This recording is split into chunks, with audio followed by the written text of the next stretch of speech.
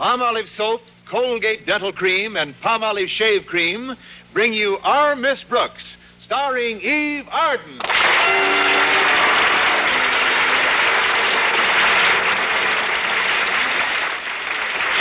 time once again for another comedy episode of Our Miss Brooks.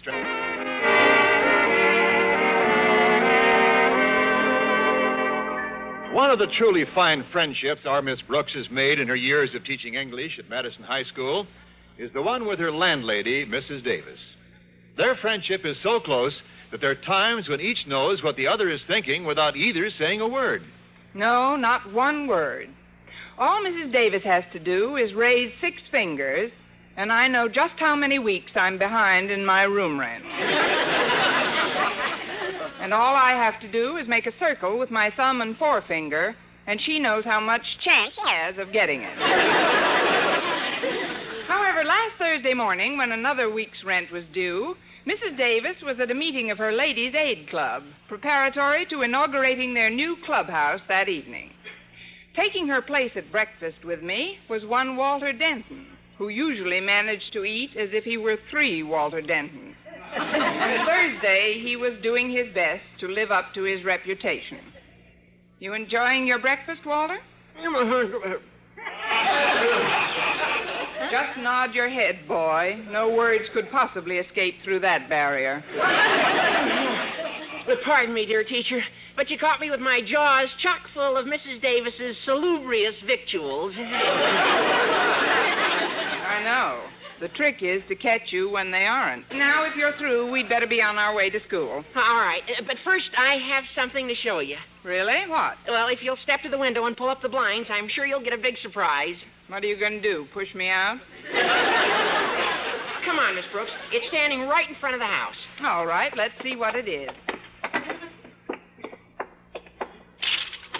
There. Feast your lovely orbs upon it, dear teacher. Your newest means of transportation. Where? All I see out there is a broken-down moving van. Isn't she a beauty? I own it. Or rather, Bone Snodgrass and I own it together. We traded our jalopies in for the moving van the day before yesterday. As soon as we saw it, we knew this would be the perfect business for the firm of Denton and Snodgrass. A firm that combines brawn and brains. Really? Who's the third partner? Oh, you're the brains. Yeah, and to prove it, I already have our first order from Mrs. Conway, a friend of my mother's. She wants the stuff delivered tomorrow morning. Yeah, out in yonder van is her entire one-room suite of furniture, complete with chandelier. Oh, good. My one ambition has always been to ride to school hanging from a chandelier. So far, you've had me hanging from everything else. I'm not kidding, Miss Brooks. This venture is the most important of my life. Yeah, unfortunately, I'm still faced with 1 or 2 problems, one of which I feel certain you can help me with. How? Oh, it's very simple. It concerns where I'm going to leave my moving van overnight tonight. I thought you'd persuade Mrs. Davis to let me leave it in her driveway. Would you, Miss Brooks? Well, I suppose... Oh, thank you, Miss Brooks. I knew you would. Well, now that that's all settled, I guess we'd better be on our way to school. Yeah, unless you want to pick up something before we go? Only the rest of my last sentence. However, I suppose you could leave the van in our driveway overnight, since Mrs. Davis won't be using her car till it's repaired. Now, we'd really better get going. Unfortunately, I have to see Mr. Conklin first thing this morning. You do? Well, now that is a coincidence, since Mr. Conklin happens to be the second problem you can help me with. I'm sorry. 1 truck is all our driveway can handle. That is, you'll have to handle Mr. Conklin yourself, Walter. No, it won't be difficult, Miss Brooks. It's just that I have to drive this van past his office window to put it in the school parking lot. And if he happens to see it, he's liable to erupt like Old Faithful. Oh, our boy is at least twice as juicy. But I fail to see how All you have to do is keep him from looking out of the window for a few minutes, Miss Brooks. I guess I could do that. Well, of course you could. Just keep him looking at you. That's an idea, Walter. If he can spoil my morning, I can spoil his.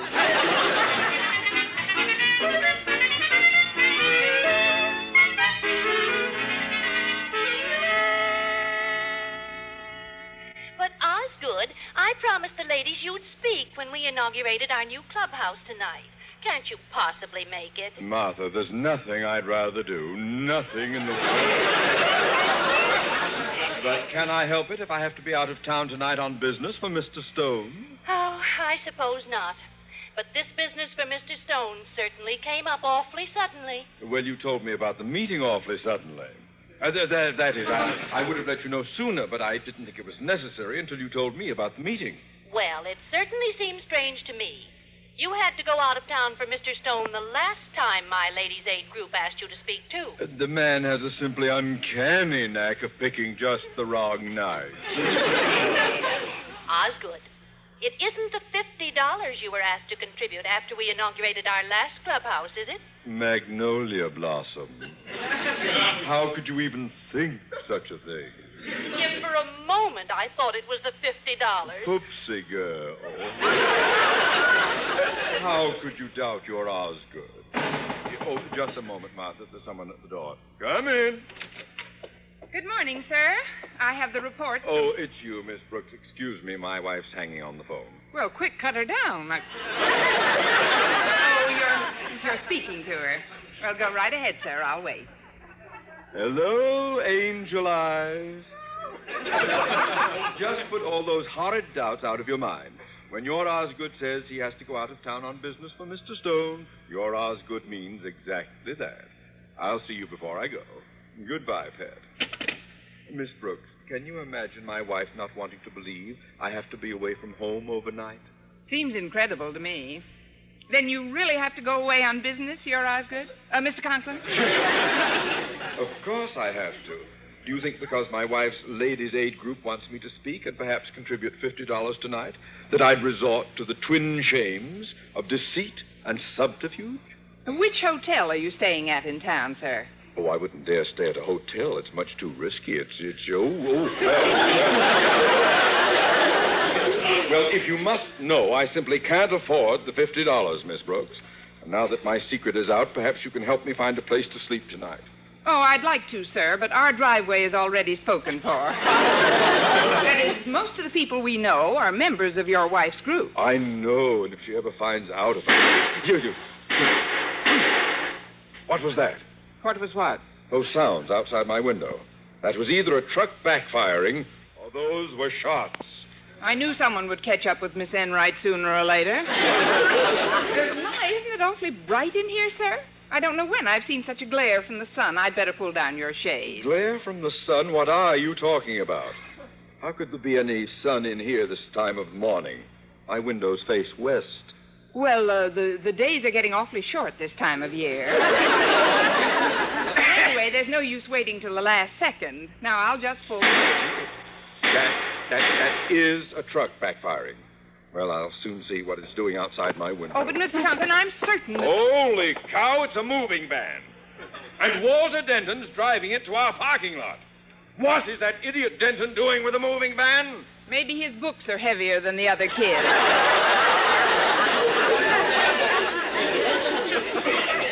Miss Brooks, you didn't want me to see that van pass my window, did you? Now, suppose you tell me what this is all about.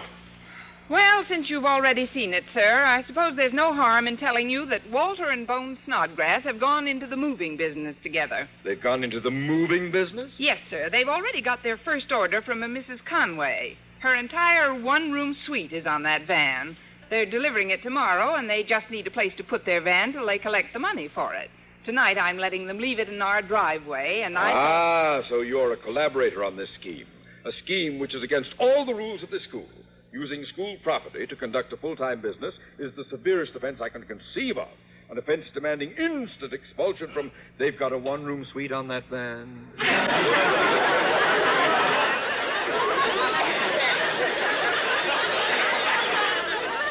Shall I tell them they can re-enroll now, sir? Miss Brooks, is that a complete one-room suite? Yes, sir. Complete with chairs, bed, and built-in principal. It's got... I think it might be just what I'm looking for, Miss Brooks. Yes, just what I need. A perfect place to spend the night. Now, no one must know about this, Miss Brooks. Oh, no, sir. Neither students nor faculty. This is a secret which you must carry with you to your grave. Understand? Yes, sir. If I don't, that may happen a lot sooner than I expect.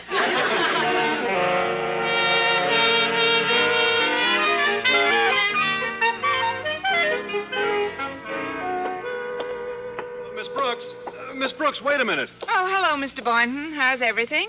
Well, Miss Brooks, I'm faced with a problem. Now, I don't want you to think I'm crying on your shoulder. Just put your head there and let me worry. I won't, Mr. Boynton. What's your problem? Well, it's the same old thing. That is, it's something old and yet something new. Make that something borrowed and something blue, and I might get interested. I still don't understand. Well, I'm slightly in arrears in my room rent to Mrs. Miller. But we're all slightly in arrears in our rent, Mr. Boynton. How much are you behind? Counting this week? Yes. 3 months.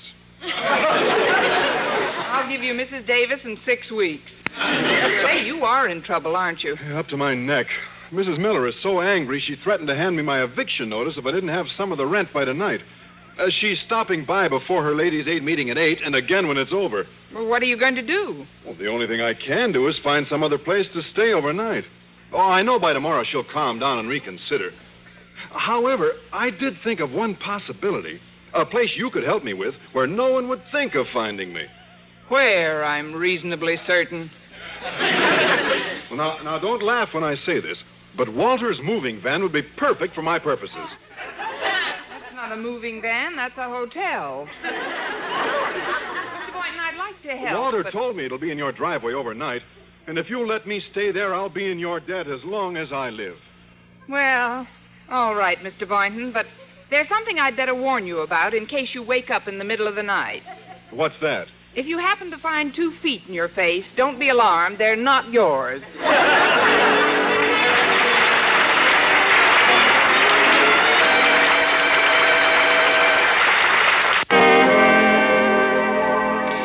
Well, when I agreed to let Walter leave his moving van in Mrs. Davis's driveway overnight, I had no idea I'd have to put a quiet, do not disturb sign on its rear doors. But with Mr. Conklin and Mr. Boynton persuading me to let them use it as sleeping quarters for the night, I felt like a desk clerk without portfolio.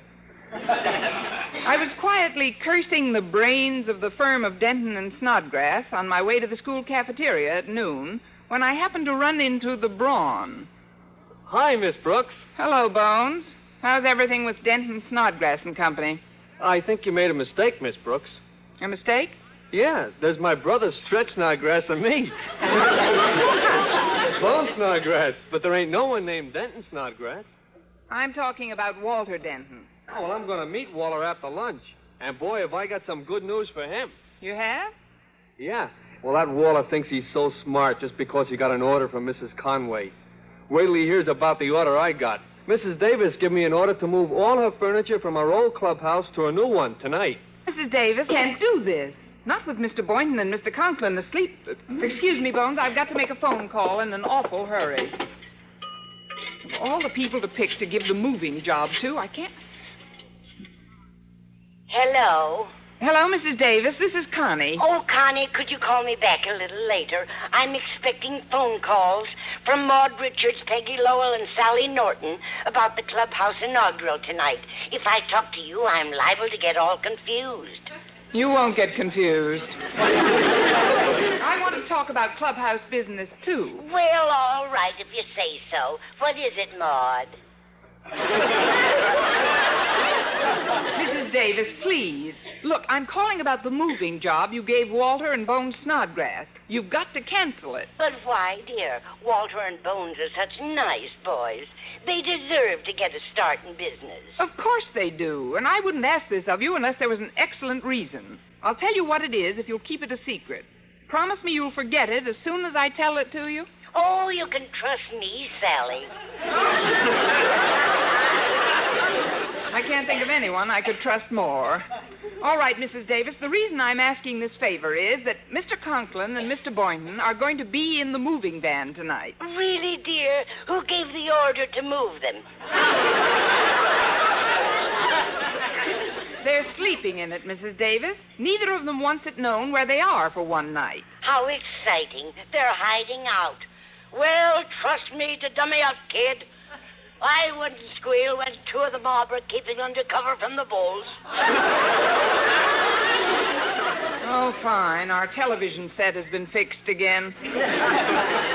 Then you will call Bones, Mrs. Davis. Of course I will. Can I depend on it? Just as soon as I hang up? I'll do it as soon as you hang up, Peggy. All right, then. Bye, Hortense.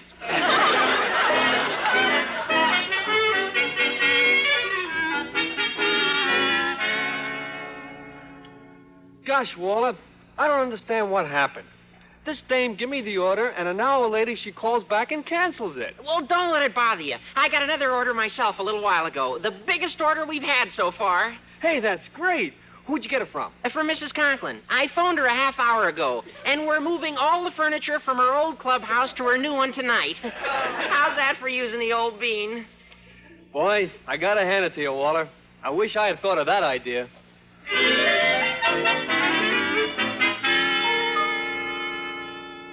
Gosh, Miss Brooks, I don't understand the rush to get over here. It's only 8 o'clock. I wanted you to get comfortable before Mr. Conklin arrived.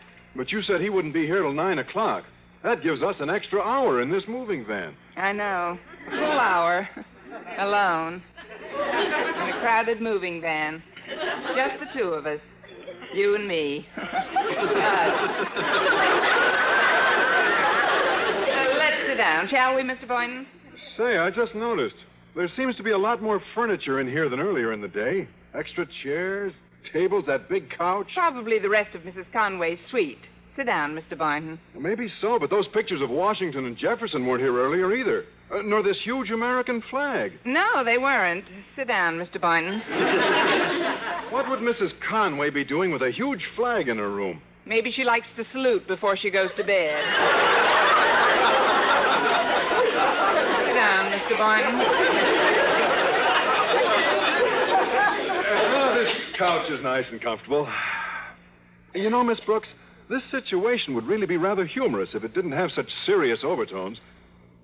Did you ever imagine we'd sit huddled together in a crowded moving van, just the two of us, with just a dim light bulb between us and complete darkness?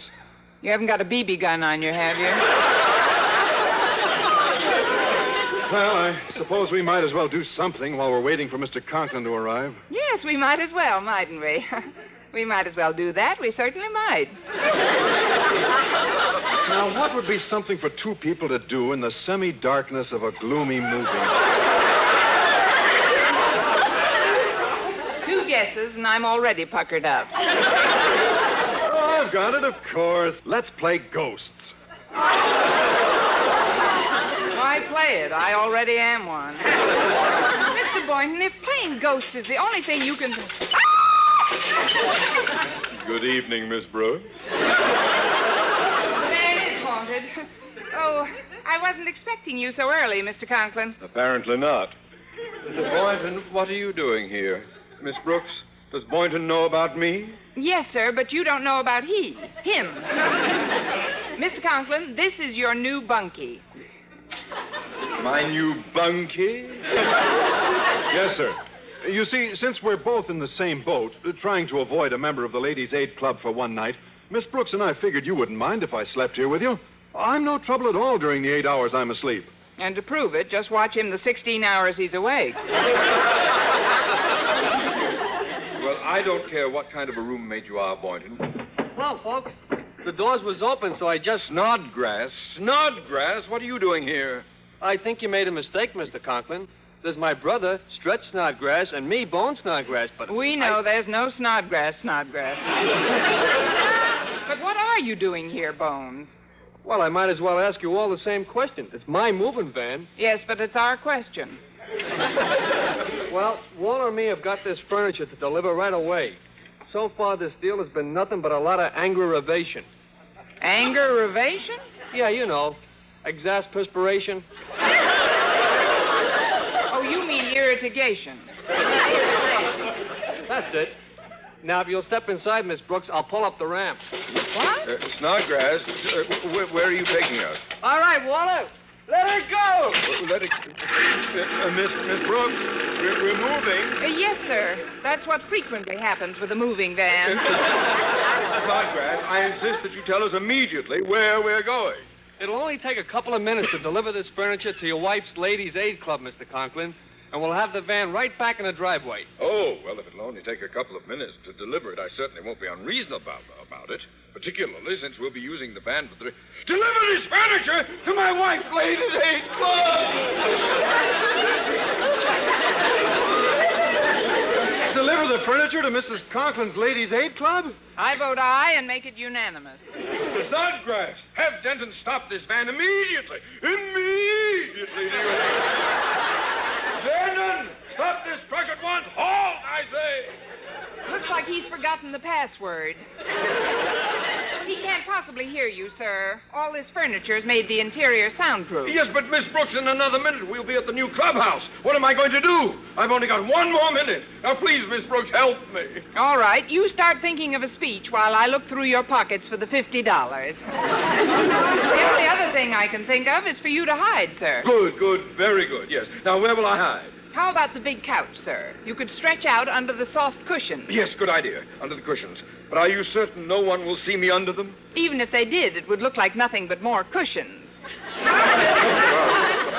Miss Brooks, can I use the couch, too? Nothing doing. You had your chance before.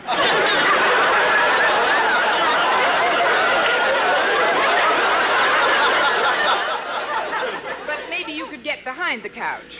Now hurry up. The van's stopping. Oh. Bones, lower the ramp and then go up front and tell Walter to stay up there until I can get rid of Mrs. Conklin. Okay, Miss Brooks. See you later. Why, Miss Brooks, what a pleasant surprise. Oh, hello, Mrs. Conklin. Are you here to help us launch our new clubhouse? Just hand me a champagne bottle and stand back.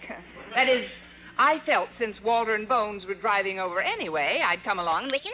Oh, it's a madhouse in there, my dear. 100 women milling around and practically no furniture. Why don't we just sit on the couch in the van and talk? Oh, sit on the van and the couch? I mean, sit on the man and the couch. Talk on the couch to the van? We can't sit on the couch, Mrs. Conklin. Well, why not? Nothing happened to it on the way over, did it? That's it. Something happened. Something dreadful happened to the couch. Really?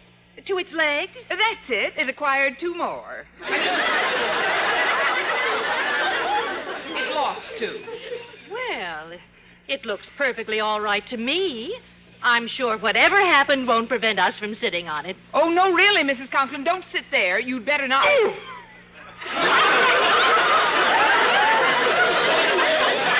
What was that? What was what? When I sat down just now, I heard an oof. That was I. When you sat down, I said you'd better get oof. Miss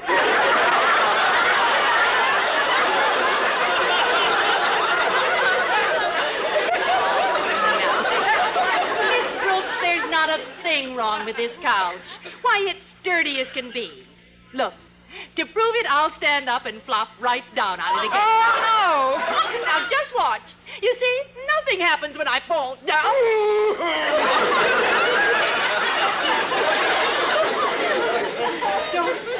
Don't tell me you didn't hear that, Miss Brooks. Maybe the couch creaked. Many couches do that, you know. I heard a groan. Very few couches do that. But we'd really better go in, Brooks, there's someone under those cushions. Oh, no, there couldn't possibly Miss Brooks, there's a body under there. Don't be alarmed. I doubt if it's still alive. Well, I'll just take off this cushion and... Hello, Poopsie girl. Osgood Conklin, of all the low-down, underhanded, malicious... Now, Twinkle Toes. Give your Osgood a chance to explain. Oh, don't even try, sir. Mrs. Conklin, there is only one explanation that covers all situations like this one. One explanation? What's that, Miss Brooks? Your husband was standing on a corner, minding his own business, waiting for a moving van. Oh, after Mr. Boynton was discovered, too, I really got busy and thought up a whale of a story. I practically convinced Mrs. Conklin that both her husband and Mr. Boynton had done this merely to surprise her and help with the clubhouse inaugural. Well, I still can't quite believe it, Miss Brooks. But I know Mrs. Miller will be as delighted to see Mr. Boynton as I am to see Osgood. Did my landlady mention me this evening, Mrs. Conklin? Well, yes, she did, Mr. Boynton, but I forget what it was about. This has been such a hectic night. Oh, dear. Frankly, I don't see why we moved at all when we'll only use this new clubhouse for a few hours, twice a week. You mean you only meet here twice a week? That's right. The rest of the week, it's dark. It is? Well, don't be surprised if you happen to be passing some night and it's not completely dark, Mrs. Conklin. Why, what do you mean, Miss Brooks? Mr. Boynton tells me he likes to read before he goes to sleep at night.